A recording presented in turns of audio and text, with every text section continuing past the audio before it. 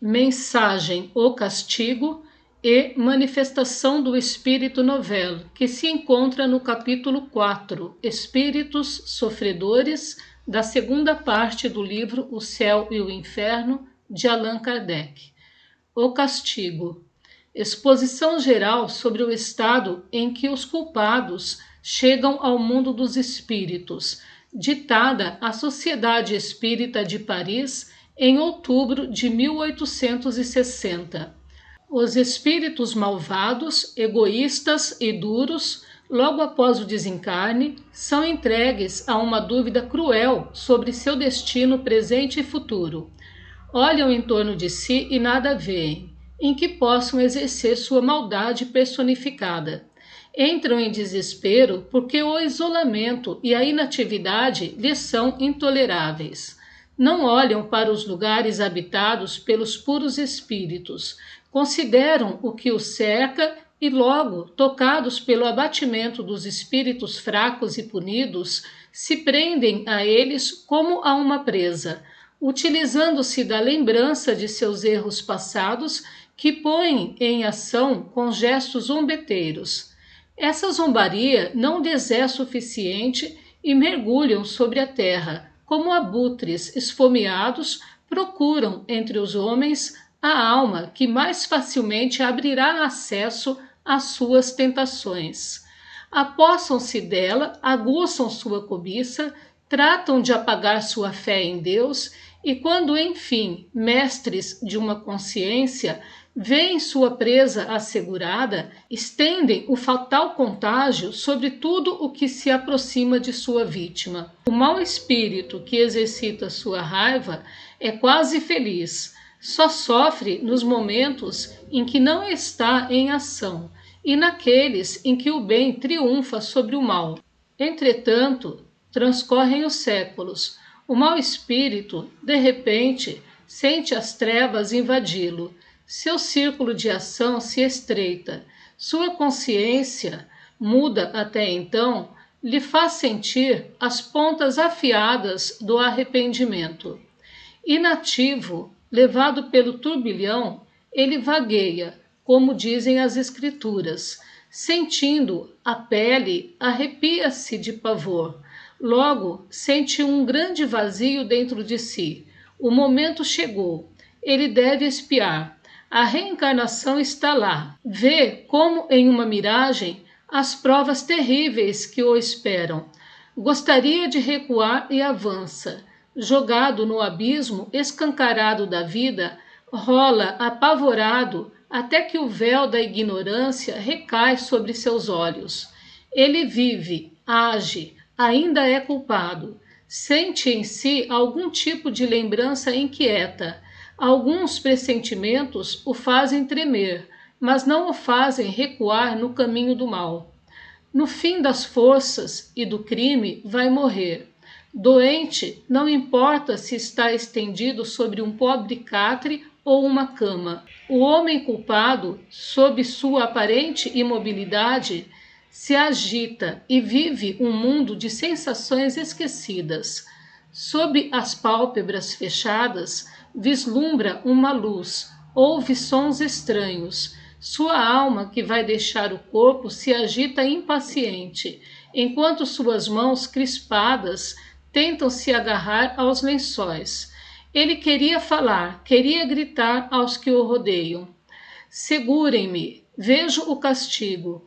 Não pode, a morte se fixa sobre seus lábios pálidos e os que o cercam dizem, descansa em paz. No entanto, ele ouve tudo, flutua sobre seu corpo que não queria abandonar. Uma força secreta o atrai, vê, reconhece o que já tinha visto.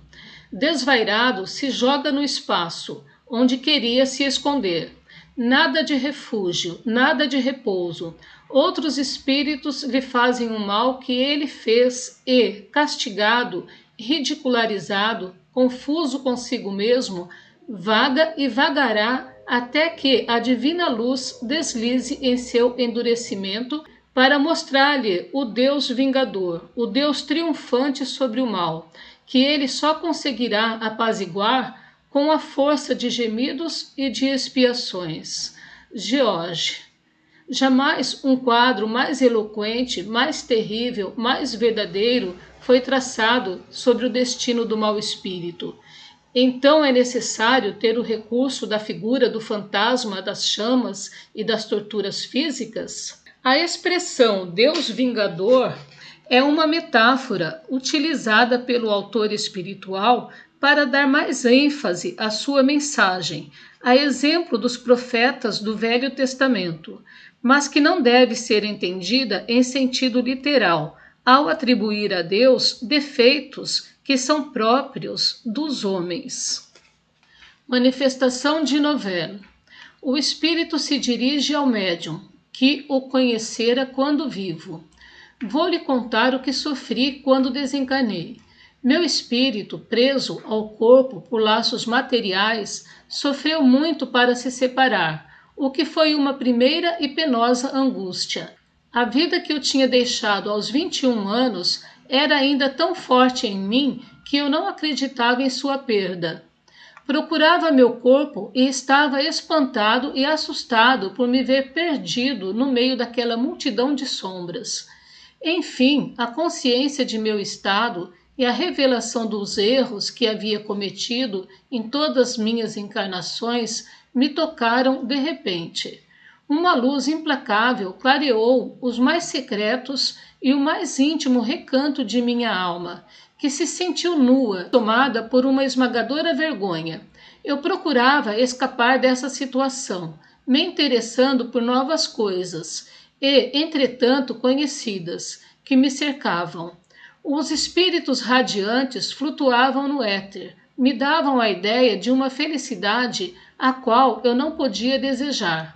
Formas sombrias e desoladas, umas mergulhadas em um triste desespero, outras irônicas ou furiosas, deslizam em torno de mim e sobre a terra, a qual eu permanecia preso.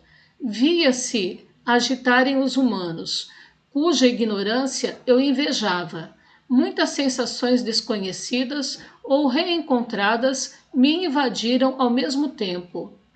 Como que arrastado por uma força irresistível, procurando fugir desta dor obstinada, eu atravessava as distâncias, os elementos, os obstáculos materiais, sem que as belezas da natureza nem os esplendores celestes pudessem acalmar por um instante o sofrimento da minha consciência, nem o pavor que a revelação da eternidade me causava.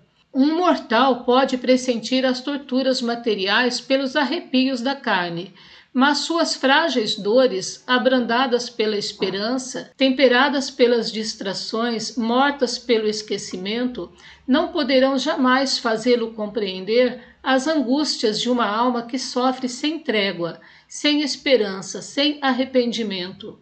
Não tenho ideia do tempo que passei invejando os eleitos, cujo esplendor eu antevia, detestando os maus espíritos que me perseguiam com suas zombarias, desprezando a infâmia que via nos humanos, passando de um profundo abatimento a uma insensata revolta. Enfim, você me chamou e pela primeira vez um sentimento doce e terno me apaziguou. Escutei os ensinamentos que seus guias lhe dão. A verdade me invadiu e eu rezei. Deus me escutou, se revelou a mim por sua clemência, como teria se revelado por sua justiça. Novelo.